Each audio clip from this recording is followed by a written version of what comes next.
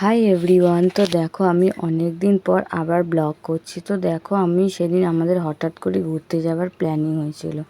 তো ভাবলাম যে চলো ঘুরতে যাওয়াই যাক, কিন্তু ঘুরতে যাব আর আমরা এমনি নর্মাল একটা ব্যাগ নিয়েছি, আমাদের কোনো ট্রলি ব্যাগ ছিল না। তো সেদিন আমার বর বললো চলো একটা ট্রলি ব্যাগ কিনে নিই। তো এই ট্রলি ব্যাগ কেনার উদ্দেশ্যে আমরা বেরিয়ে পড়েছিলাম।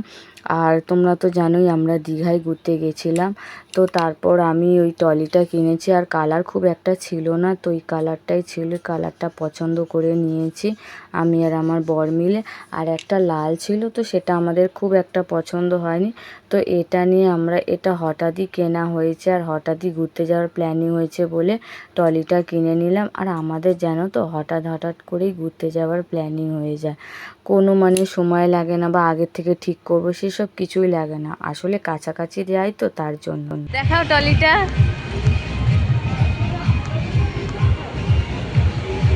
Hi everyone. তো আজকে দেখো হঠাৎ করে ট্রলি ব্যাগটা কেনা হয়েছে। কেন কেনা হয়েছে, কিসের জন্য হঠাৎ করে, সবটাই তোমাদেরকে বলবো। এখনও বলার আমরা সময় পাইনি, তাই তো টাইম পাইনি। তো বাড়ি গিয়ে চলো তোমাদেরকে সবটাই বলবো কেন কিনলাম যে বলবো কথাটা। তো আমরা হঠাৎ করে প্ল্যানিং হয়েছে কালকে রাতেই আমরা দীঘায় যাব। তো আমি, আমার বর, আমার মেয়ে, আমার শাশুড়ি, আমার বাবা মা বোন, তো এই কটা ফ্যামিলি মিলে যাব। তো হঠাৎ করে এত তাড়াতাড়ি প্ল্যানিং হয়ে গেছে, আজকের মধ্যেই বেরোতে হবে, একদিনের মধ্যে। তো দেখো গোছগাছ করতে বসে পড়েছি। আর সব কিছু জিনিস তো নিলাম, এই দেখো মেকআপের জিনিস, ওষুধপত্র। তো চলো আমরা দীঘার উদ্দেশ্যে বেরোবো, আর রাতে বেরোবো, যেহেতু রাতে বাস ট্রেন পাইনি, তো বাসের তলে যাব।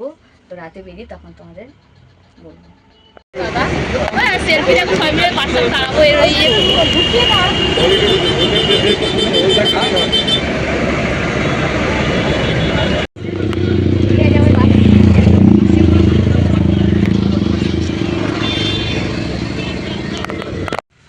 আমরা বাসে চলে এসেছি, এটা দীঘার বাস।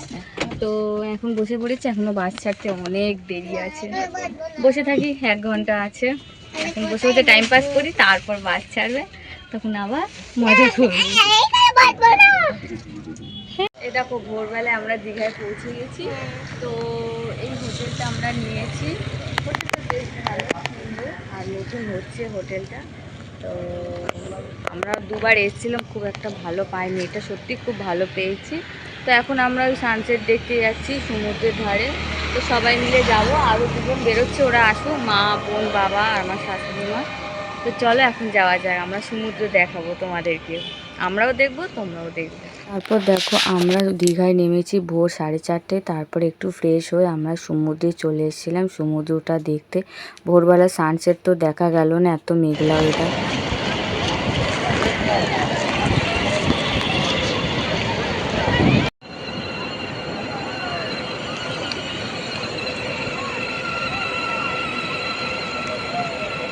আমরা এখন ঘুগনি খাচ্ছি,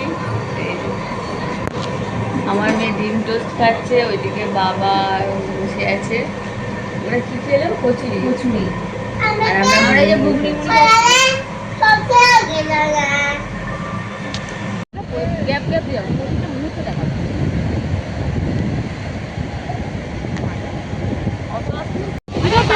সবাই মিলে চশমা কিনে নিয়েছি সমুদ্রে যাবো বলে, আমার মা কিনে নিয়েছে আর তুমি কিনে নিয়েছো না? কিনে নিয়েছি। তো চলো যাওয়া যাক। আজকে সমুদ্রে নামতে দিচ্ছে না, কারণ আবহাওয়াটা ঠিকঠাক নেই বলে। ওটা ইনলিগালি সবাই নেমে যাবো, তারপরে দেখাবো। তারপরে দুপুরে জলটা নামুক, তখন আমরা যাবো।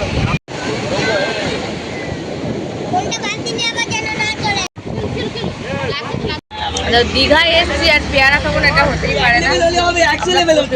পেয়ারা খাই।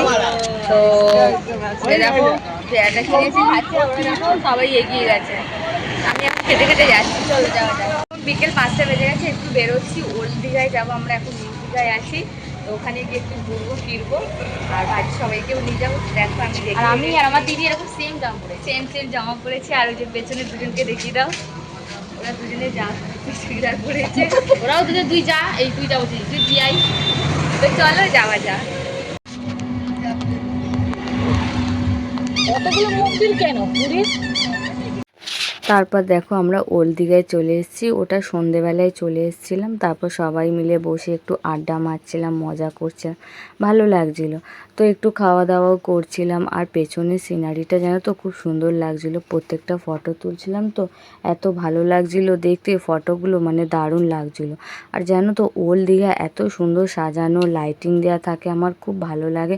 সেটা আর একটা দীঘার আর একটা ভিডিওতে আমি বলেছিলাম সেই কথাটাই। তো তারপর দেখো আমার মা বাবাকেও আর এনেছিলাম। সে আগে তো আমরা গেছিলাম দুজনে মিলে, এখন পুরো ফ্যামিলি শুদ্ধ গিয়েছিলাম।